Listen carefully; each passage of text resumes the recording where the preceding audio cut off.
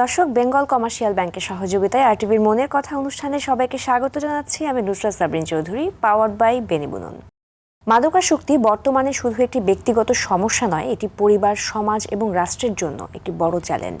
মাদকের অপব্যবহার তরুণ প্রজন্মের সম্ভাবনাকে নষ্ট করছে, বাড়াচ্ছে অপরাধ, সহিংসতা এবং নানান ধরনের সামাজিক সংকটও বাড়াচ্ছে।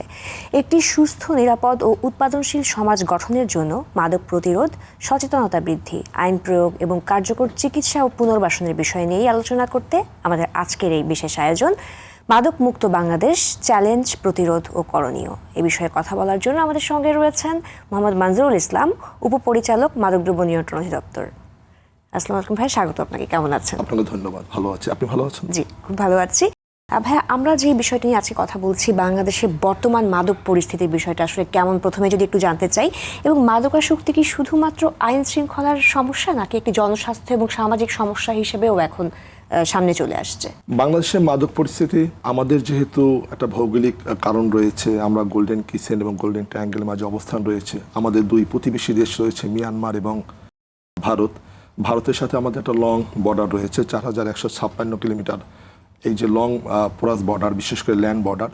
মিয়ানমারের সাথে আমাদের 271 কিলোমিটার বর্ডার রয়েছে, এর মধ্যে ওয়াটার বাউন্ডারি রয়েছে এবং ল্যান্ড বর্ডার রয়েছে। কাজে এটা একটা বড় সমস্যা, কারণ আমরা যদি দেখি যে গোল্ডেন ট্রায়াঙ্গেলের একটা অংশ হচ্ছে মিয়ানমার, আবার এদিকে যদি আমরা ভারতের সাথে চিন্তা করি, ভারতের সাথে পাকিস্তানের বর্ডার রয়েছে, পাকিস্তান কিন্তু গোল্ডেন কিসেন্টের একটা অংশ।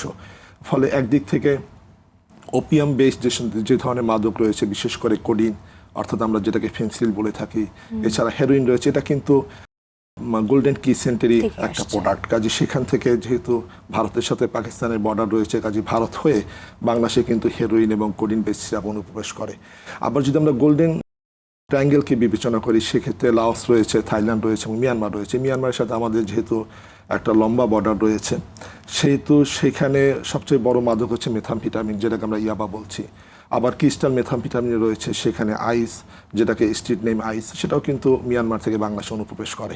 কাজেই গোল্ডেন কিসেন ও গোল্ডেন ট্রায়াঙ্গেলের মধ্যবর্তী বাংলাদেশ অবস্থান হওয়ায় আমাদের এই দুইটা বলয়ে যে ধরনের মাদকগুলো রয়েছে, সেই মাদকগুলোর অনুপ্রবেশ কিন্তু বাংলাদেশে সবসময় রয়েছিল, বা এটা দীর্ঘদিন ধরে চলছে। সর্বশেষ মাদক পরিস্থিতি যদি আমরা বাংলাদেশে বিবেচনা করি, সেক্ষেত্রে শুধুমাত্র এখন মিয়ানমার অথবা ইন্ডিয়া থেকে বাংলাদেশে মাদক অনুপ্রবেশ করছে না। কিছু হ্যালুসিনোজেন জাতীয় মাদক রয়েছে, যেটা সিনথেটিক ড্রাগস, সেটা আসছে আমেরিকার ভিন্ন দেশ থেকে অথবা ইউরোপের ভিন্ন দেশ থেকে বাংলাদেশে পার্সেল আকারে বাংলাদেশে অনুপ্রবেশ করে। এর মধ্যে এলএসডি রয়েছে, ডিওবি রয়েছে, ম্যাজিক মাশরুম রয়েছে। কিছু সিনথেটিক ড্রাগ, যেটাকে আমরা এনপিএস বলছি, নিউ সাইকিয়াট্রিক সাবস্টেন্স, এর মধ্যে আমরা খাত ডিটেক্ট করতে সক্ষম হয়েছিলাম। রিসেন্টলি আমাদের কিছু সিনথেটিক ক্যানাবিনয়েড আসছে, অর্থাৎ গাঁজার আর্টিফিশিয়াল রূপটা, হ্যাঁ কুশ, সেটাও কিন্তু গাজারই একটা খুব স্ট্রং ভেরিয়েন্ট, এবং তার সাথে ভিন্ন ধরনের মাদক মিক্স করে এটাকে পলিড্রাগ হিসাবে বাংলাদেশে অনুপ্রবেশ করে। কাজে এই সমস্যাগুলো দীর্ঘদিন যাবৎ বাংলাদেশের জিওগ্রাফির কারণে বাংলাদেশের অনুপ্রবেশ করছে, কিন্তু মাদকদ্রব্য নিয়ন্ত্রণ অধিদপ্তর সহ সমস্ত ল এনফোর্সমেন্ট এজেন্সি আমরা কিন্তু এটাকে কমব্যাট করার চেষ্টা করছি। কিন্তু যারা মাদক ব্যবসায়ী অথবা যারা মাদক প্রডিউসার, তারা কিন্তু নিত্য নতুন মাদক ল্যাবরেটরিতে তৈরি করার চেষ্টা করে, যেটাকে আমরা এখন ডিজাইনার ড্রাগস বলছি। অর্থাৎ কিছু কিছু যেগুলো এনপিএস আছে, নিউ সাইকিয়াট্রিক সাবস্টেন্স, সেখানে শুধু কিছু হয়তো কার্বন অথবা হাইড্রোজেনের কম বেশি ঘটিয়ে ল্যাবরেটরিতে নতুন নতুন মাদক তৈরি করে, যাতে আইনকে তারা ফাঁকি দিতে পারে। দেশে প্রডিউস করার চেষ্টা করছে। দেশে ঠিক এই মুহূর্তে আমাদের কাছে যে তথ্য রয়েছে, তাতে দেশে খুব একটা না, মাঝে মাঝে দুই একটা বিক্ষিপ্ত জায়গায় যারা বিদেশে পড়াশোনা করতে চায়, তারা যদি কেউ ড্রাগ এডিক্টেড হয়ে যায়, তারা ওখান থেকে কিন্তু শিখে এসে বাংলাদেশে সেটা প্রডিউস করার চেষ্টা করে। বাট আমরা যখনই তথ্য পাই, তখন কিন্তু আমরা সেখানে আইন প্রয়োগ করছি। তবে বাংলাদেশে দুই একটা রিসেন্ট ঘটনা ঘটেছে, যেখানে আমরা ভিন্ন ধরনের ক্ল্যান্ডেস্টাইন ল্যাব, যেটাকে আমরা কিচেন ল্যাব বলে থাকি, ছোট আকারে শিখে এসে চেষ্টা করছে, বা তথ্য পাওয়া মাত্র সেখানে এটাকে ডিসম্যান্টেল করা হয়েছে। বাট এখান থেকে প্রোডাকশন করে যে বাংলাদেশে মার্কেটিং করেছে, এই ধরনের কিন্তু হয়নি, বা আমাদের তৎপরতা ছিল বলে কিন্তু সেটা সক্ষম হয়নি।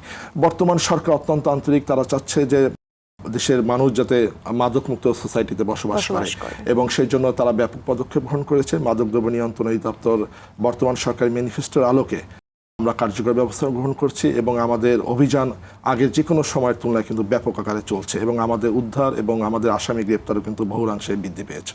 একদমই তাই, অনেক অনেক ধন্যবাদ। এবং মাদকদ্রব্য নিয়ন্ত্রণ অধিদপ্তরের কার্যক্রমের তৎপরতা আমরা সবসময় দেখে থাকি, এবং আগামী 26শে জুন বিশ্ব মাদক বিরোধী দিবস, এবং সেই দিবসকে সামনে রেখে আপনাদের কার্যক্রমগুলো এখন কি চলমান আছে, ভবিষ্যতে আপনাদের পরিকল্পনা কি? হ্যাঁ, এটা একটা ইন্টারন্যাশনাল ডে, এই অর্থে যে সারা বিশ্বে আসলে মাদকের যাতে অপব্যবহার না হয় এবং এর যে ট্রাফিকিং না হয়, সেক্ষেত্রে সিএনডির কমিশন অফ নার্কোটিক্স ড্রাগসের আয়তায় ইউএনওডিসি কাজ করে, United Nations office on drugs and crime, এবং INC international narcotics control board. সেই ক্ষেত্রে ইউএনওডিসি সারা বিশ্বে এই দিবসটাকে যথাযোগ্যভাবে উদযাপনের জন্য তারা ব্যাপক আহ্বান জানায়, এবং যেহেতু বাংলাদেশ এই সংস্থার একজন মেম্বার, সেক্ষেত্রে বাংলাদেশও প্রতি বছর এই আন্তর্জাতিক দিবসটা যথাযোগ্য মর্যাদায় প্রতিপালন করে থাকে। আমাদের এই দিবসকে উদযাপন করে আমরা যে কাজটা করে থাকি সেটা হচ্ছে আমরা ব্যাপক অভিযান পরিচালনা করি, চিরুনি অভিযান পরিচালনা করি। যারা মাদকাসক্ত ব্যক্তি তাদেরকে যেভাবে আইডেন্টিফাই করি, তেমনি যারা মাদক ব্যবসা করে তাদেরকে আমরা লিস্ট তৈরি করে তাদের বিরুদ্ধে আমাদের অভিযান পরিচালনা করা হয়। একই সাথে এই দিবসকে সামনে রেখে আমাদের যে কাজটা সেটা হচ্ছে মানুষকে সচেতন করা। কাজে আমরা এই দিবসকে সামনে রেখে আমরা যে কাজটা শুরু করছি সেটা হচ্ছে যে জনগণকে সম্পৃক্ত করতে চাই, জনগণকে জানাতে চাই মাদকের কুফলগুলো কী কী। সেজন্য ইউএনওডিসি থেকে এই দিবসকে উদযাপন করার জন্য যে ধরনের তাগিদা রয়েছে, সেক্ষেত্রে আমরা একেবারে প্রান্তিক পর্যায়ে সরকারের প্রতিটা ডিপার্টমেন্টকে সম্পৃক্ত করে, এবং আমাদের গ্রামীণ পর্যায়ে যারা জনপ্রতিনিধি আছে, বিভিন্ন সমাজের বিভিন্ন সোসাইটিতে যারা বিভিন্ন শ্রেণী পেশার মানুষ রয়েছে তাদেরকে সম্পৃক্ত করে আমরা এই দিবসকে কেন্দ্র করে আমরা বিভিন্ন ধরনের জনসচেতনমূলক প্রোগ্রাম গ্রহণ করেছি। তার মধ্যে শিক্ষার্থীদের সাথে সংযোগ করে আমরা এখানে ডিবেটের আয়োজন করছি, সেখানে আমাদের চিত্রাঙ্কন প্রতিযোগিতার ব্যবস্থা করা হচ্ছে। গ্রাম পাড়া মহল্লায় বিশেষ করে ক্লাবগুলোকে সম্পৃক্ত করে আমরা বিভিন্ন ধরনের জনসচেতনমূলক প্রোগ্রাম আয়োজন করছি। বিশেষ করে ভলিবল খেলা, ফুটবল খেলা আয়োজন করা হচ্ছে, রচনা প্রতিযোগিতার একটা ব্যবস্থা রয়েছে। এর অর্থ হচ্ছে তাদের এনগেজমেন্ট তৈরি করা, কারণ তারা যদি একটা আমি সুস্থ বিনোদন না দিতে পারি, যদি এখন খেলার মাঠ না থাকে, তাহলে তাকে তো বিকল্প সুস্থ বিনোদন দিতে হবে। সেক্ষেত্রে আমরা ডিবেটের আয়োজন করতে পারি, সেখানে রচনা প্রতিযোগিতা আয়োজন হতে পারে, সেখানে বই পড়া প্রতিযোগিতা আয়োজন করা যেতে পারে, যাতে অবসর সময় তারা যেন এনগেজমেন্টটা তাতে থাকে। আমি যত ইয়াদকে এনগেজ করতে পারবো তখন কিন্তু তারা মাদক থেকে তত দূরে ধাবিত হবে। আমরা এই দিবসকে কেন্দ্র করে আমরা 26শে জুনে আমরা বড় ধরনের প্রোগ্রাম আয়োজন করে থাকি প্রতি বছর। এবছরও করা হবে আমাদের প্রতিটা জেলাতে এবং উপজেলা পর্যায়ে এবং বিভাগীয় পর্যায়ে, এবং সেন্ট্রালি ঢাকায় বড় ধরনের প্রোগ্রাম আয়োজন করা হচ্ছে। এখানে সকল যারা মাদক শক্তি নিরাময় কেন্দ্র পরিচালনা করে, ওখানে যারা রিকভারি অ্যাডিক্ট রয়েছে তাদেরকে, যারা এর সাথে সম্পৃক্ত, যারা সাইকিয়াট্রিস্ট রয়েছে, সাইকোলজিস্ট রয়েছে, অথবা মাদক নিয়ন্ত্রণের ক্ষেত্রে বিভিন্ন সোসাইটিতে যারা কাজ করে, সরকারি শুধু ল এনফোর্সমেন্ট এজেন্সি না, সরকার আরও ভিন্ন ধরনের অর্গান রয়েছে যারা মাদক নিয়ন্ত্রণে কাজ করে থাকে, তারা অ্যান্টি ড্রাগ ক্যাম্পেইন তারা করে থাকে। এছাড়াও আমরা মিডিয়ায় যারা কাজ করে, বিশেষ করে পত্রিকা এবং টেলিভিশন মিডিয়ায় যারা কাজ করে, তাদেরকেও আমরা এখানে সম্পৃক্ত করি। আমাদের উদ্দেশ্য হচ্ছে যে এই দিবসকে কেন্দ্র করে যাতে মিডিয়ায়, বিশেষ করে টেলিভিশন এবং প্রিন্ট মিডিয়ার জন্য ব্যাপক প্রচারটা হয়। একই সাথে কিন্তু সোশ্যাল মিডিয়াকেও আমরা টাচ করি, কারণ সোশ্যাল মিডিয়া এখন বড় একটা প্ল্যাটফর্ম।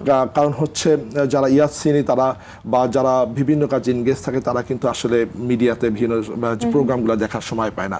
তারা দেখালো গাড়িতে রয়েছে, সেখানে মোবাইলটাকে স্ক্রল করে। কাজে সেইখানে যদি আমি কন্টেন্ট না দেই, তাহলে কিন্তু আমি ইয়াদকে এর মধ্যে ইনভলভ করতে পারবো না। সেজন্য মাদকদ্রব্য নিয়ন্ত্রণ অধিদপ্তরিতে আমরা থিম সং তৈরি করি, আমরা অ্যান্টি ড্রাগ ক্যাম্পেইনের জন্য আমরা ছোটো ছোটো নাটিকা তৈরি করছি, এবং সেটা আমরা সোশ্যাল মিডিয়াতে প্রচার করে থাকি। এবং এই দিবসকে কেন্দ্র করেও কিন্তু বিশেষ নাটিকা তৈরি করা হচ্ছে, থিম সং তৈরি করা হচ্ছে। এই দিবসকে কেন্দ্র করে এর আগে পরে এটাকে আমরা ব্যাপকভাবে প্রচার করব। অনেক ধন্যবাদ। অসাধারণ উদ্যোগ, এবং এই কার্যক্রম আরও বেগবান হোক সেই শুভকামনাই রাখছি। তরুণদের মাঝে আপনি দীর্ঘদিন যাবৎ মাদকদ্রব্য নিয়ন্ত্রণ অধিদপ্তরের অনেক বিষয়গুলো আপনারা দেখেছেন, অভিযান পরিচালনা করেছেন, চিকিৎসা পুনর্বাসন একটা বড় জায়গা এখানে। সেই ক্ষেত্রে তরুণদের মধ্যে মাদক গ্রহণের প্রবণতা কেন দিন দিন বৃদ্ধি পাচ্ছে বলে মনে হয়? সময়ের সাথে সাথে তো টেকনোলজির পরিবর্তন ঘটছে। টেকনোলজি তো আশীর্বাদ নিঃসন্দেহে, কারণ টেকনোলজি ছাড়া আমরা চলতে পারবো না। আমরা এখানে টেকনোলজিকে ব্যবহার করি, কিন্তু আমরা টকশো পরিচালনা করা হচ্ছে। কাজে প্রতিটা ক্ষেত্রে টেকনোলজির ব্যবহার রয়েছে। আবার টেকনোলজিকে যদি আমি অ্যাবিউজ করি, সেক্ষেত্রে কিন্তু সমস্যাও তৈরি করতে পারে। যারা তরুণ প্রজন্ম তারা টেকনোলজি ব্যবহার করছে, তাদের সোশ্যাল মিডিয়ায় তারা যাচ্ছে, তারা ভিন্ন ধরনের অ্যাপস ব্যবহার করছে। অ্যাপসের মাধ্যমে কিন্তু যারা মাদক ব্যবসায়ী তারা মাদক কেনাবেচা বিক্রির একটা তারা অপশন তৈরি করেছে। তারা ডার্ক ওয়েব ব্যবহার করছে। তো সেই ক্ষেত্রে তারা আবার যারা মাদক ব্যবসায়ী তারা ক্রিপ্টোকারেন্সি ব্যবহার করছে। কাজেই আবার যারা এটাকে প্রমোট করছে তারা কিন্তু ভিন্ন ধরনের বিজ্ঞাপনও ডার্ক ওয়েবের মাধ্যমে কিন্তু সোশ্যাল মিডিয়ায় ছড়িয়ে দিচ্ছে। এটা একটা বিষয়। আর একটা বিষয় যেটা আমার কাছে মনে হচ্ছে যে বিনোদনের পরিমাণটা যদি কমে যায় সেক্ষেত্রে কিন্তু তরুণরা কোন দিকে যাবে। তরুণদের তো একটা অবসর সময়ের জন্য কোনো কিছু দরকার, তাই যদি আমি তাকে সুস্থ বিনোদন না দিতে পারি সেক্ষেত্রে তারা মাদকের দিকে কিন্তু ধাবিত হবে। একদিকে তার টেকনোলজির মাধ্যমে ভিন্ন দেশের সম্পর্কে জানছে, ভিন্ন মাদক সম্পর্কে জানছে, কোন দেশে কোন ধরনের মাদক তৈরি হচ্ছে এবং সেটা গ্রহণ করলে কী ধরনের পুলকিত বোধ করবে। যদিও সেই পুলকিত বোধ করাটা সাময়িক সময়ের জন্য, পরে যখন সে এডিক্টেড হয়ে যায় তখন কিন্তু সেখান থেকে পরিত্রাণ করার চেষ্টা করে, কিন্তু সে আর পারছে না।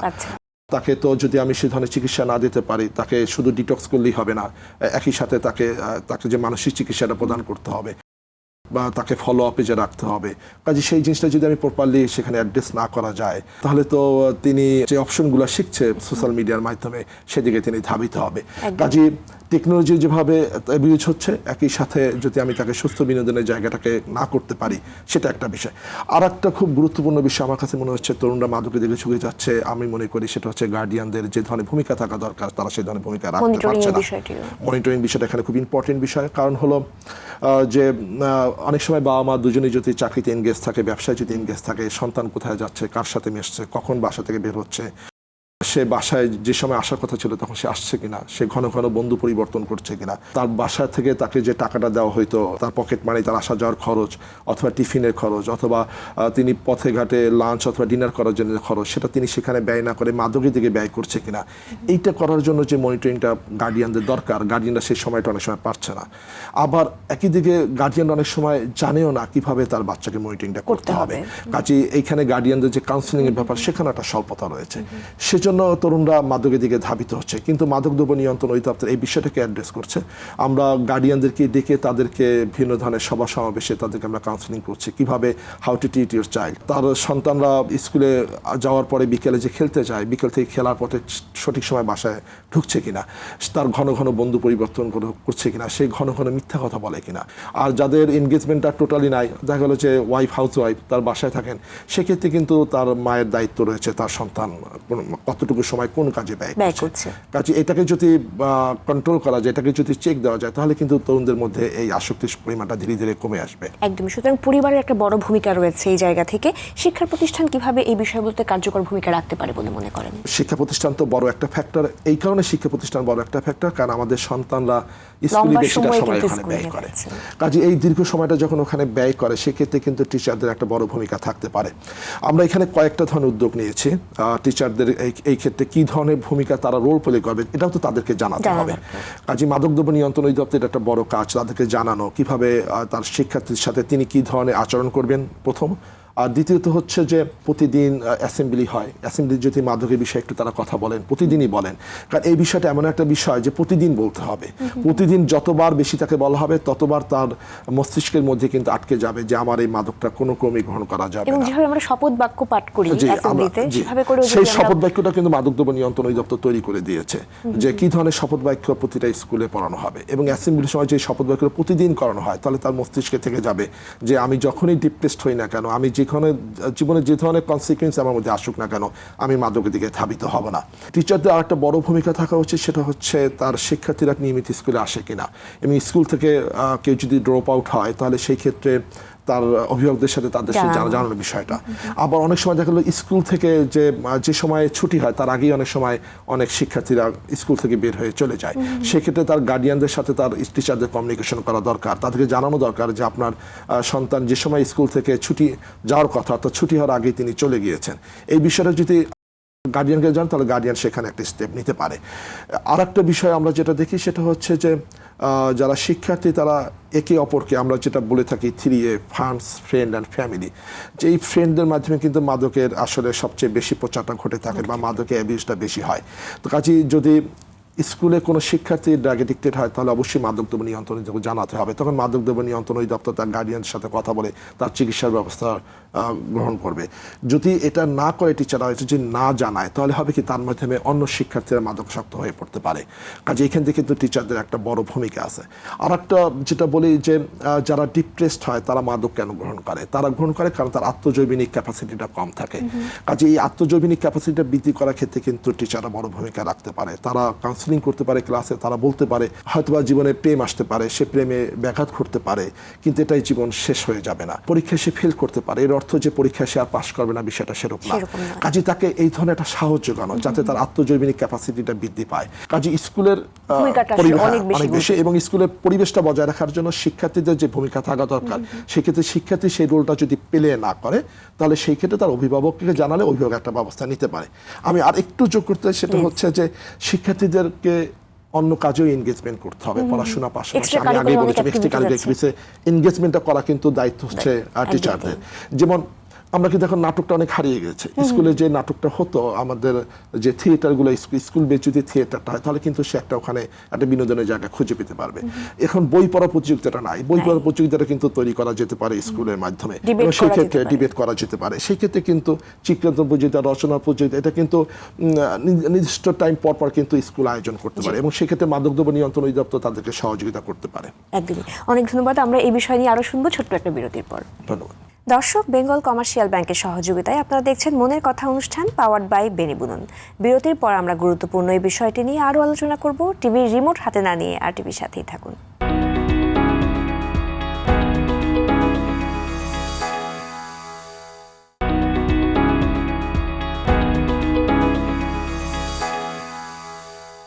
বিরতির পর আবারও সবাইকে স্বাগত জানাচ্ছি বেঙ্গল কমার্শিয়াল ব্যাংকের সহযোগিতায় মনের কথা অনুষ্ঠানে, পাওয়ার্ড বাই বেনিবুনন। আজকের পর্বের বিষয় মাদক প্রতিরোধ, সচেতনতা বৃদ্ধি, আইন প্রয়োগ এবং কার্যকর চিকিৎসা ও পুনর্বাসন।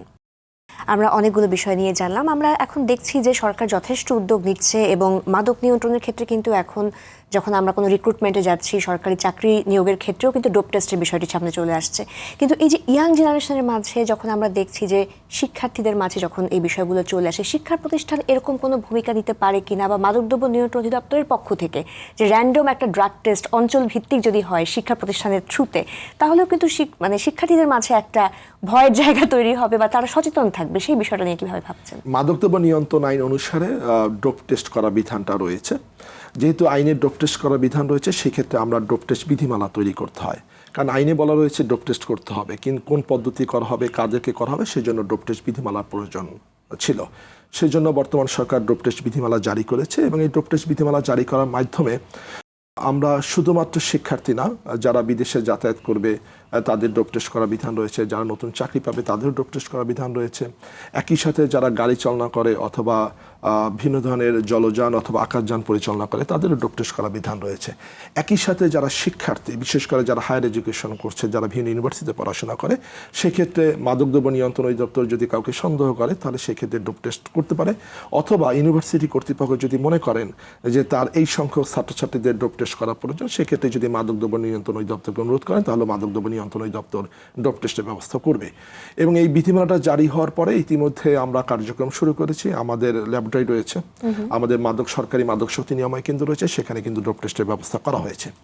আমরা ভিন্ন ইউনিভার্সিটিতে যাচ্ছি, এবং সেখানে যদি আমরা কাউকে সন্দেহ পোষণ করি তাকে ডেকে আমরা ডোপ টেস্ট করছি। তবে শিক্ষা প্রতিষ্ঠান প্রধানদের ক্ষেত্রে ভূমিকা নিতে হবে, যেহেতু তাদেরকে বিধিমালা এম্পাওয়ার করা হয়েছে। তারা যদি কোনো ছাত্রছাত্রীকে সন্দেহ করে তাহলে কিন্তু আমাদের কাছে তাদের তালিকা দিলে আমরা তাদেরকে ডোপ টেস্ট করাতে পারি। ভর্তির ক্ষেত্রেও কিন্তু কিছু কিছু ইউনিভার্সিটি ইতিমধ্যে কিন্তু ডোপ টেস্টের ব্যবস্থাটা শুরু করেছে। কারণ যদি কেউ ডোপ টেস্টে নেগেটিভ আসে তাহলে কিন্তু তাকে আর ভর্তির মধ্যে সুযোগ দেওয়া হচ্ছে না। কিন্তু যারা স্কুল অথবা কলেজ গোয়িং যারা রয়েছে তারা তো খুবই টিনেজার, কাজে সেই ক্ষেত্রে যদি আমরা সেখানে ডোপ টেস্টের আয়োজনটা করি, সেক্ষেত্রে তাদের মধ্যে বা পরিবারের মধ্যে তাদের মধ্যে একটা ভীতির সঞ্চার তৈরি করতে পারে, এবং যেটা তার পড়াশোনার ক্ষেত্রে একটা নেতিবাচক ভূমিকা রাখতে পারে। তবে আমাদের কাছে যদি স্পেসিফিক কোনো তথ্য থাকে তাহলে কিন্তু আমরা তাকে ডোপ টেস্ট আমরা যদি এখানে একটু অ্যাড করি ভাইয়া, যে মাদক প্রবণ অনেক এরিয়া আছে, সেখানে যদি কোনো ইউনিয়ন থেকে যদি কেউ চায় উদ্যোগ নিয়ে যে আমরা চাচ্ছি মাদকদ্রব্য নিয়ন্ত্রণ অধিদপ্তরের সমন্বয়ে হচ্ছে এই ডোপ টেস্টের আয়োজনটা করতে, সেই বিষয়ে আসলে আমরা অবশ্যই এই বিষয়টাকে ওয়েলকাম জানাই। কারণ আমাদের বিধিমালা রয়েছে, আমরা দেশের যে জনসংখ্যা রয়েছে তাদেরকে যদি আমরা কাউকে মনে করি তাহলে যে কোনো কাউকে আমরা ডোপ টেস্ট করতে পারবো। কাজেই কোনো অঞ্চলে বিশেষ করে মাদক প্রবণ এরিয়া রয়েছে, বিশেষ করে আমাদের 32টা বর্ডারিং ডিস্ট্রিক্ট রয়েছে, এবং এই বর্ডারের সব উপজেলাগত ভারত অথবা মিয়ানমারের সাথে বর্ডার নেই। যে সমস্ত উপজেলায় বর্ডার রয়েছে বা যে ইউনিয়নের সাথে বর্ডার রয়েছে সেইখানে যারা এই মাদক ব্যবসাটা করে তারা অনেক সময় মাদক গ্রহণ করে থাকে, অথবা ওই অঞ্চলের মানুষ মাদক গ্রহণের প্রবণতা একটু বেশি থাকে। যদিও পপুলার সিটি হিসাবে ঢাকাতে মাদকাসক্তের সংখ্যাটা বেশি, কারণ মাদক সেখানে ঢুকলেও কিন্তু সেখানে সেটা বিরাজমান থাকে না, সেটা ঢাকা সহ বিভিন্ন জায়গায় ছড়িয়ে যায়। কাজে যেখানে যেখানে মাদকের এই গ্রহণের পরিমাণটা বেশি সেখানে কিন্তু মাদকাসক্তের সংখ্যাটাও বেশি। কাজে সেই ক্ষেত্রে যদি কোনো গ্রুপ বা সোসাইটি বা কোনো ক্লাব যদি মনে করে যে তাদের কিছু সংখ্যক ব্যক্তিকে তারা ডোপ টেস্ট করাতে চায়, যদি মাদকদ্রব্য নিয়ন্ত্রণ অধিদপ্তরের সাথে কমিউনিটি করে, তাহলে আমরা সেখানে ব্যবস্থা নিব এবং সেই ক্ষেত্রে তাদের কোনো কষ্ট হবে না, এটা কিন্তু সরকারি কষ্ট। এবং শিক্ষার্থীদের বিষয় যেহেতু আসলে আমরা খুব বেশি ফোকাস করছি, কারণ তরুণরা যেহেতু এখন বেশি মাদকপ্রবণ হয়ে পড়ছে, সেই জায়গা থেকে ভীতিটা তো আসলে তাদের তৈরি হবে কিনা ডোপ টেস্টের ক্ষেত্রে। কারণ আমরা দেখছি যে এখন কিন্তু স্টুডেন্ট কাউন্সিলর আছে, বিভিন্ন স্কুলে কিন্তু কাউন্সিলররাও আছেন। সো এই ভীতির জায়গাটা যদি তারাও এটা নিয়ে কাজ করেন, সাইকো এডুকেশন দেন, টিচার্সরাও যদি তাদেরকে প্রিপেয়ার করেন, তাহলে এটা কি একটা বড় উদ্যোগ হতে পারে কিনা? অবশ্যই একটা বড় উদ্যোগ হতে পারে। ভীতির সঞ্চারটা তৈরি করবে তরুণদের মাঝে এই কারণেই, কারণ তিনি যখন জানবেন যে ডোপ টেস্ট করলে যদি পজিটিভ আসে তাহলে ইউনিভার্সিটি ভর্তি হতে পারবেন না। আবার ইউনিভার্সিটিতে পড়াশোনা থাকা অবস্থায় যদি তিনি ডোপ টেস্টে পজিটিভ হন তাহলে তিনি আর পড়াশোনাটা চালাতে পারবেন না, তাকে দ্রুত মাদক সত্যি নিরাময় কেন্দ্রে ভর্তি করাতে হবে। এবং যখন মাদক সত্যি নিরাময় কেন্দ্রে ভর্তি হবে তখন তার এই রোগ থেকে মুক্তির জন্য লম্বা সময়ের প্রয়োজন হবে, কাজে তখন তার ড্রপ আউট হয়ে যাচ্ছেন, কাজে এই ভয়ে কিন্তু তিনি মাদক গ্রহণ করবেন না। আবার পড়াশোনা শেষ করার পরে যদি তিনি চাকরিতে যখন সে অ্যাপ্লাই করবেন এবং সে যদি সেটা সিলেক্ট হন, সেই ক্ষেত্রে যদি ডোপ টেস্টে তার পজিটিভ আসে তাহলে তিনি চাকরিটা পাবেন না। ইভেন পড়াশোনা শেষ করার পরে তিনি যদি আরও হায়ার এডুকেশন গ্রহণ করার জন্য বিদেশে যান এবং বিদেশে যাওয়ার পরে যদি তাকে ডোপ টেস্ট করা হয় এবং সেখানে যদি পজিটিভ আসে তাহলে তিনি উচ্চতর ডিগ্রি গ্রহণ করতে পারবে না, অথবা বিদেশে কোনো চাকরিতে যাওয়ার চেষ্টা করেন, সেই ক্ষেত্রেও তো ডোপ টেস্ট করা হচ্ছে, কাজে সেক্ষেত্রেও যদি পজিটিভ আসে তাহলে কিন্তু তিনি বিদেশে যেতে পারছেন না। কাজে টোটাল তার লাইফটা কিন্তু ব্লক হয়ে যাচ্ছে তিনি যদি ডোপ টেস্টে পজিটিভ হন। কাজে এই ক্ষেত্রে আমরা কিন্তু এটা কিন্তু বেশি করে প্রচারটা চালাতে হবে। আমরা সবাই যদি মিলে প্রচার চালাই যে ডোপ টেস্টের বিধান সরকার করেছে এবং ডোপ টেস্টে পজিটিভ হলে তিনি চাকরি পাবেন না, তিনি বিদেশে যেতে পারবেন না, হায়ার এডুকেশন গ্রহণ করতে পারবেন না, তিনি ড্রপ আউট হয়ে যাবেন, শিক্ষা প্রতিষ্ঠান তাকে রাখবে না, অথবা চাকরিরত অবস্থায় আমরা এটাও বিধান করেছি যারা সরকারি চাকরিরত অবস্থায় রয়েছে অথবা বেসরকারি চাকরিরত অবস্থায় রয়েছে, যে যেখানে রয়েছে সেখানে ডোপ টেস্টে পজিটিভ আসলে কিন্তু তিনি সেই চাকরি ধরে রাখতে পারছেন না। র্যান্ডম সেই ডিপার্টমেন্টের জন্য হয় তাহলে জিনিসটা আসলে বেটার হয়, যে কারণে স্পেসিফিক মানুষকে যদি আমি একদম লেভেলাইজ না করতে চাই আর কি। হ্যাঁ র্যান্ডম তো আমরা করেই থাকি, আমরা বিভিন্ন জায়গায় যাচ্ছি, দেখা গেলো যে একটা ফেয়ার হচ্ছে, সেখানে আমরা কিছু র্যান্ডম মানুষকে ডেকে সেখানে আমরা তাকে ডোপ টেস্টটা করছি। আমরা ইউনিভার্সিটি যে কিছু স্টুডেন্টকে আমরা করছি, কর্মক্ষেত্রে কিছু স্টুডেন্ট করছি, কিন্তু যার যার সমস্যা সেই সমস্যাটা কিন্তু জানাতে হবে।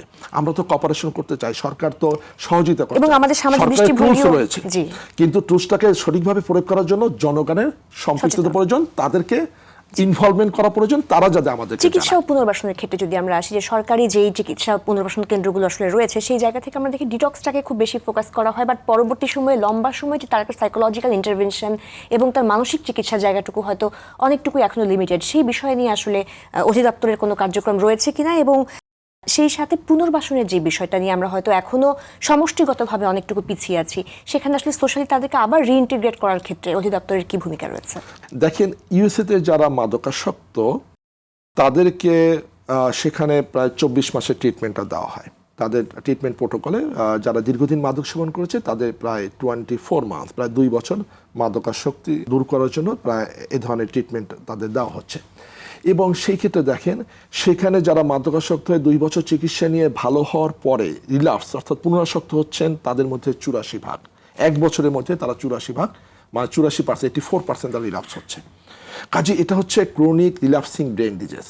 কাজে আপনি একজন মাদকাসক্তকে ট্রিটমেন্ট দিয়ে তাতে টোটাল রিকভারিটার সংখ্যাটা কিন্তু খুব কম। সে ট্রিটমেন্ট নিচ্ছে, আবার তাকে রিল্যাপস হবে, আবার তাকে ট্রিটমেন্ট নিতে হবে, এভাবে করে করে একটা পর্যায়ে তিনি মেইন স্ট্রিমে ফিরে আসতে হবে, টোটাল রিকভারিটা আসবে। আমেরিকার মতো জায়গায় যদি 84% 1 বছরের মধ্যে রিল্যাপস করে, সেক্ষেত্রে উন্নয়নশীল বিশ্বে কিন্তু এটা আরও হাই। এখন বাংলাদেশে যারা মাদকাসক্ত তাদের যখন আপনি ট্রিটমেন্টটা দেওয়া হয়, সরকারিভাবে 28 দিনের ডিটক্সের একটা প্রোগ্রাম রয়েছে, সরকার পুনর্বাসনের দিকে ধাবিত হচ্ছেন, সেজন্য সরকার 200 বেডের হসপিটাল 7টা জায়গায় এটা তৈরি করছেন। একই সাথে আমাদের সেন্ট্রাল ট্রিটমেন্ট সেন্টার যেটা রয়েছে সেটাকে কিন্তু পুনর্বাসনের জন্য সরকার প্রায় 1400 কোটি টাকা ব্যয়ে কিন্তু সেটাকে আবার পুনর্নির্মাণ করছে এবং সেখানে পুনর্বাসন কার্যক্রম পরিচালনা করা হবে। কিন্তু সমস্যাটা অন্য জায়গায়, যে বেসরকারি নিরাময় কেন্দ্র যেগুলো রয়েছে সেখানে ডিটক্স করা হচ্ছে, সেখানে 3 মাসের প্রোগ্রাম আয়োজন তারা করছে, কিন্তু যারা মাদকাসক্ত, যারা দীর্ঘদিন মাদক সেবন করছে তাদের 3 মাসের জন্য যথেষ্ট না। আমেরিকার মতো জায়গায় যেখানে 24 মাসের ট্রিটমেন্ট দেওয়া হয়, সেখানে বাংলাদেশে যারা মাদকাসক্ত তারা শুধুমাত্র 3 মাসের ট্রিটমেন্টটা গ্রহণ করছে বেসরকারি নিয়াময় কেন্দ্রে। তাই 3 মাসের মধ্যে ডিটক্স ধরেন 15 থেকে 20 দিন বা 25 দিন বা সর্বোচ্চ 28 দিন ডিটক্সে চলে যাবে। বাকি 2 মাসে কি সাইকোলজিক্যাল ইন্টারভেনশন করা সম্ভব? তাকে কি আফটার কেয়ার অথবা ফলো আপ দেওয়া সম্ভব? কিন্তু এই ক্ষেত্রে সমস্যাটা কোথায়? এই ক্ষেত্রে সমস্যাটা হলো যারা পেশেন্ট তাদের ফাইন্যান্সিয়াল ক্যাপাবিলিটি থাকে না এই যে 24 মাস বা 12 মাস সেখানে রাখার। এখন সে দেখা হলো যে মাদকাসক্ত তিনি কিন্তু মাদক গ্রহণের জন্যই তার পরিবারের অর্থ সম্পদ তিনি ব্যয় করেছেন, তার ব্যবসা শেষ করেছেন, মায়ের স্বর্ণ অলংকার চুরি করে বিক্রি করে সে মাদক গ্রহণ করেছেন, বাবার যে বিজনেস ছিল সেটা শেষ করেছেন, নিজের যে চাকরি বা আয় ছিল সেটা তিনি শেষ করেছেন। এখন এমন একটা স্টেজে এসে তারা বেসরকারি মাদকাসক্ত নিয়াময় কেন্দ্রে ভর্তি হচ্ছেন 3 মাসের প্রোগ্রাম করার জন্য। সেই 3 মাসের প্রোগ্রামও তারা ঠিকমতো চালাতে পারে না, ওইটার যে কষ্ট সেটা তারা বিয়ার করতে পারছে না। ফলে তারা অনেক সময় 3 মাসের জায়গায় 2 মাসে নিয়ে যাচ্ছেন বা 3 মাস নিয়ে পরে নিয়ে যাচ্ছেন। সে 2 মাস 3 মাস ভালো থাকছে, তারপরে তারা রিল্যাপস হচ্ছে। কাজে এই সাইকোলজিক্যাল ইন্টারভেনশন দেওয়ার জন্য যে সময়টা লম্বা সময়টা প্রয়োজন, সেটা কিন্তু গার্ডিয়ানরা তার সন্তানদেরকে বা তার পেশেন্টদেরকে বেসরকারি মাদকাসক্ত নিয়াময় কেন্দ্রে রেখে সেই চিকিৎসাটা দিতে পারছে না। ফলে তিনি আবার যখন ব্যাক করছেন পরিবারে ব্যাক করার পরে তিনি আবার কিন্তু কিছুদিন ভালো থাকার পরে তার আবার পুনরায় মাদক গ্রহণ করছেন। আমি একটু অ্যাড করতে চাই যে কারণ আমরা দেখছি বেসরকারি মাদকাসক্ত নিরাময় কেন্দ্র যদি যেখানে রোগীরাও যখন হয়তো কমপ্লাই করছেন বা তারা হয়তো কোঅপারেট করছে যে ঠিক আছে আমরা লম্বা সময় চিকিৎসা চালিয়ে যেতে চাচ্ছি, এবং আমরা দেখছি যে মাদকাসক্তির সাথে তার মানসিক রোগও কিন্তু রয়েছে, এবং সেখানে কিন্তু অনেক লম্বা সময় যাবত দীর্ঘমেয়াদী চিকিৎসা পদ্ধতির জায়গাটা রয়েছে, কিন্তু আইনের জায়গায় কিন্তু বাধ্যবাধকতা আছে যে 6 মাসের বেশি কিন্তু ভর্তি রাখা সম্ভব না এক নাগাড়ে, তারপরে তাকে আবার রিঅ্যাডমিশন দেখানো হয়, সেখানেও কিন্তু আমাদের একটা লিমিটেশন রয়েছে। মাদকদ্রব্য নিয়ন্ত্রণ আইনে কিন্তু এই কথা কোথায় বলা নাই যে 6 মাসে বেশি ট্রিটমেন্ট গ্রহণ করতে পারবে না, এবং এটার জন্য যে মাদকাসক্তি নিয়াময় কিন্তু পরিচালনা বিধিমালা 2021 সেখানেও কিন্তু কোনো জায়গায় বলা নাই 6 মাসের পর তাকে রিঅ্যাডমিট করতে হবে। বিষয়টা এখানে না, বিষয়টা হচ্ছে যারা মাদকাসক্ত তাদের এই ট্রিটমেন্ট কস্টটা চালানোর মতো তার ক্যাপাবিলিটি না থাকায় কিন্তু তার গার্ডিয়ান তাকে এখান থেকে নিয়ে যাচ্ছে, এটা একটা সমস্যা। দ্বিতীয় যে বিষয়টা এখানে কাজ করছে সেটা হচ্ছে যে তাদেরকে পুনর্বাসন প্রক্রিয়াটা হচ্ছে তিনি মাদকাসক্ত হওয়ার পূর্বে তিনি যে অবস্থায় ছিলেন সেই অবস্থাটায় তাকে নিয়ে যাওয়া। অর্থাৎ ধরেন একজন স্টুডেন্ট সে অনার্সে পড়ছিল, ধরেন সেকেন্ড বা থার্ড ইয়ারে পড়াশোনা করছিল, এই অবস্থায় তিনি মাদকাসক্ত হিসাবে ডিটেক্ট হয়েছেন, তাকে একটা নিয়াময় কেন্দ্রে ভর্তি করানো হলো। এখন এখান থেকে রিকভারি করে তাকে ওই অবস্থায় নিয়ে যেতে হবে যেন তিনি আবার সেই সেকেন্ড ইয়ারে গিয়ে আবার পড়াশোনা করতে পারেন। কাজে এই অবস্থাটায় নিয়ে যাওয়ার জন্য যে ধরনের পুনর্বাসন প্রক্রিয়াটার মধ্যে যাওয়া দরকার সেটা বেসরকারি মাদকাসক্তি নিয়াময় কেন্দ্রগুলোতে নেই। আবার যে বেসরকারি মাদকাসক্তি নিয়াময় কেন্দ্রগুলোতে রয়েছে সেটা লম্বা সময়ের জন্য সেই কষ্টটা গার্ডিয়ান বিয়ার করতে পারছে না। যেহেতু সেটা পারছে না, তাহলে দায়টা কার? এই দায়িত্বটা কার? সরকার সেজন্য একটা উদ্যোগ গ্রহণ করেছে যে না, যারা আসলে খুব গরিব, যারা দীর্ঘদিন মাদক সেবন করছে কিন্তু তারা ট্রিটমেন্টটা চালিয়ে যাচ্ছে না, তাদেরকে দীর্ঘমেয়াদী ট্রিটমেন্ট প্রদান করার জন্যই কিন্তু সরকার প্রকল্প গ্রহণ করেছে। যারা মাদকাসক্তি নিয়াময় কেন্দ্র পরিচালনা করে বেসরকারি পর্যায়ে তাদের কিন্তু ফলো আপের একটা বিষয় রয়েছে, আফটার কেয়ার প্রসিডিউরের মধ্যে মাদকাসক্ত ব্যক্তিদেরকে নিয়ে যেতে হবে। এখন যিনি মাদকাসক্ত ব্যক্তি ট্রিটমেন্ট গ্রহণ করলেন তার সাথে যোগাযোগ প্রতিষ্ঠা করবে কে? যেখান থেকে ট্রিটমেন্ট হচ্ছে সেখান থেকে একটা যোগাযোগ প্রতিষ্ঠা করতে হবে, এবং তিনি পরিবারে কি অবস্থায় আছেন সেটা যোগাযোগ কিন্তু ওইখানে যিনি কাউন্সিলর আছেন তিনি সেই যোগাযোগটা প্রতিষ্ঠা করে সেই খোঁজ খবরটা নেবেন। নিয়মটা হচ্ছে যে পরিবার থেকে মাদকাসক্ত ব্যক্তি আসলো এবং ওই পরিবারে তিনি পরে গিয়ে দেখবেন, কাউন্সিলর গিয়ে দেখবেন বা ওইখানে রিলেটেড যিনি ব্যক্তি আছেন তিনি গিয়ে দেখবেন এবং ওই পরিবারে গার্ডিয়ানের সাথে গিয়ে কথা বলবেন এবং তাকে গার্ডিয়ানদের মোটিভেট করবেন, এবং যিনি ভালো হয়ে আসছেন নিয়াময় কেন্দ্র থেকে তার সাথে কথা বলবেন, এবং সেটা রেগুলার ইন্টারভ্যালে তাকে করতে হবে। 10 দিন পর পর, 15 দিন পর পর বা 20 দিন পর পর তার সাথে যোগাযোগ স্থাপন করতে হবে, তার পরিবার গিয়ে তাকে বোঝাতে হবে যাতে তার মধ্যে রিল্যাপসটা না ঘটে। অনেক ধন্যবাদ। আমরা অনুষ্ঠানের একেবারে শেষ পর্যায়ে চলে এসেছি। সর্বশেষ মাদকমুক্ত বাংলাদেশ গঠনে তরুণ সমাজের প্রতি আপনার আহ্বান কি, এবং সামাজিক দৃষ্টিভঙ্গির জায়গাটা যদি ছোট্ট করে বলেন, কারণ আমরা দেখি পুনর্বাসনের পরে যখন আমরা সোশ্যালি রিইন্টিগ্রেট করতে যাই মানুষ কিন্তু অ্যাকসেপ্ট করতে পারে না যে ও তো আগে মাদকাসক্ত ব্যক্তি ছিল, এখন সে আসলে কতটুকু ফাংশনাল হবে, সেই বিষয় নিয়ে কিন্তু আমাদের যথেষ্ট একটা ধারণা জি, আছে। চমৎকার, আপনি একটা শেষ পর্যায়ে চমৎকার একটা বিষয় উত্থাপন করেছে যে রিইন্টিগ্রেশন পরিবারে হওয়া দরকার, সোসাইটিতে হওয়া দরকার, স্কুলে দরকার, ইউনিভার্সিটিতে দরকার। একই সাথে রাষ্ট্র রিইন্টিগ্রেট কীভাবে করবে সেই জন্য রাষ্ট্রের যে মেকানিজম রয়েছে সেই মেকানিজমের সাথে তাদেরকে একটা সম্পৃক্ত তৈরি করা দরকার। সোসাইটির দৃষ্টিভঙ্গিটা হচ্ছে এমন, একজন মাদকাসক্ত যখন সুস্থ হয়ে ফিরেন তখন তিনি ক্লাবে হয়তো মেম্বার ছিলেন, ক্লাবে তাকে জায়গা দেওয়া হয় না, হয়তো বা সোসাইটিতে কোনো একটা বিয়ের অনুষ্ঠান হচ্ছে অথবা তার আত্মীয় স্বজনের মধ্যে একটা বিয়ের অনুষ্ঠান হচ্ছে, তাকে ইনভাইট করা হচ্ছে না, তখন কিন্তু সে ডিপ্রেসড হয়ে যায়, তার মধ্যে আবার ডিপ্রেশন দেখা দিতে পারে। কাজে সেই ক্ষেত্রে এই সোসাইটিতে দৃষ্টিভঙ্গিটা এমনভাবে পরিবর্তন করতে হবে যে তারাও মানুষ, তারা একসময় মাদকাসক্ত ছিল কিন্তু এখন তিনি ফুল রিকভার্ড হয়েছেন, এখন তিনি আগের মতো একজন মানুষ। এখন আগে যেভাবে একজন সুস্থ ব্যক্তির প্রতি যেভাবে দৃষ্টিভঙ্গি থাকে, তার সাথে যে ধরনের আচরণ করা হয়, সোসাইটিতে অবশ্যই একজন মাদকাসক্ত যখন ফিরে আসবে তাকে অবশ্যই সে ধরনের আচরণ করতে হবে। একই সাথে আপনি যে বিষয়টা অবতারণা করেছেন সেটা হচ্ছে তরুণদের কি ভূমিকা হতে পারে। আমি সর্বশেষ বলব, যারা তরুণ রয়েছেন আপনার জীবনটা কিন্তু অনেক মূল্যবান একটা জীবন, কারণ আপনার দেশের প্রতি দায়বদ্ধতা রয়েছে। দেশকে উন্নত বিশ্বের কাতায় নিয়ে যেতে হলে আপনার অবদান প্রয়োজন, জিডিপিতে আপনার অবদান প্রয়োজন। কাজে আপনি যদি মাদকাসক্ত হয়ে যান, শুধু আপনার নিজের ক্ষতি করছেন না, আপনি আপনার পরিবারের ক্ষতি করছেন, আপনার সমাজের ক্ষতি করছেন, রাষ্ট্রের ক্ষতি করছেন, রাষ্ট্রের অর্থনীতিতে ক্ষতি করছেন। আপনি দেশটা যদি আমি স্বনির্ভর করতে চাই, দেশটাকে যদি উন্নত বিশ্বের কাতায় নিয়ে যেতে চাই, তাহলে জিডিপিতে আপনার যেভাবে অবদান রয়েছে, আপনার পরিবারের যেভাবে সদস্যের অবদান রয়েছে, আপনারও কিন্তু সেই অবদানটা থাকতে হবে। আপনার মাধ্যমে ভবিষ্যৎ বংশধর আসবে, ভবিষ্যৎ প্রজন্ম আসবে। কাজে ভবিষ্যৎ প্রজন্ম যদি আমি সুস্থ পেতে চাই তাহলে আপনাকে সুস্থ থাকতে হবে। আপনি যেহেতু তরুণ সেহেতু আপনার দায়িত্ব রয়েছে দেশকে স্বনির্ভর করে তোলা, আপনার নিজের পরিবারকে সুস্থ রাখা, আপনার নিজেকে সুস্থ রাখা। আপনি যদি ভালো কন্টেন্ট সোশ্যাল মিডিয়াতে দেখেন, আপনি যদি খারাপ কন্টেন্ট দেখেন, আপনি যদি ড্রাগ রিলেটেড কন্টেন্ট দেখেন, তাহলে কিন্তু আপনি মাদকের দিকে ধাবিত হবেন। আপনি সুস্থ বিনোদনের জন্য আপনি সোশ্যাল মিডিয়াকে সুস্থভাবে ব্যবহার করেন, তাহলে কিন্তু আপনি মাদক থেকে দূরে থাকতে পারবেন। অনেক ধন্যবাদ, অনেক ধন্যবাদ। আমরাও একযোগে সবাই মাদককে না বলি এবং মাদক যে শুধুমাত্র আমরা এটাকে নৈতিক সংকট বা অপরাধ হিসেবে না দেখে একটা চিকিৎসা যোগ্য মানসিক অবস্থা সেই হিসেবে যদি আমরা বিবেচনা করি, তাহলে আমরা আশা করছি মাদকাসক্তিকে নিয়ে আমরা কাজ করতে পারবো। অনেক ধন্যবাদ আপনার মূল্যবান সময়ের জন্য। আপনাকে ধন্যবাদ এবং দর্শক যারা আপনারা দেখছেন আপনাদের সকলকে ধন্যবাদ জানাচ্ছি। দর্শক, আজকের আলোচনার শেষ প্রান্তে এসে আমরা বুঝতে পারি মাদক সমস্যা কোনো একক ব্যক্তি বা প্রতিষ্ঠানের নয়, এটি একটি সমন্বিত সামাজিক চ্যালেঞ্জ। তবে মাদকমুক্ত বাংলাদেশ কোনো স্বপ্ন নয়, এটি আমাদের পরিবার, শিক্ষা প্রতিষ্ঠান, আইন শৃঙ্খলা বাহিনী, ধর্মীয় ও সামাজিক সংগঠন সবার সম্মিলিত সচেতনতা, দায়িত্বশীলতা এবং ঐক্যবদ্ধ প্রচেষ্টার মাধ্যমে অর্জনযোগ্য একটি বাস্তব লক্ষ্য। এই লক্ষ্যে আমরা আমাদের প্রচেষ্টা অব্যাহত রাখবো, সেই কামনায় শেষ করছি আমাদের আজকের মনের কথা। আজকের মতো বিদায় নিচ্ছি বেঙ্গল কমার্শিয়াল ব্যাংক নিবেদিত আরটিভির মনের কথা অনুষ্ঠান থেকে, পাওয়ার্ড বাই বেনিবুনন। সবাই ভালো থাকুন, সুস্থ থাকুন, দেশকে ভালোবাসুন আর অবশ্যই নিজেকে মাদক মুক্ত রাখুন।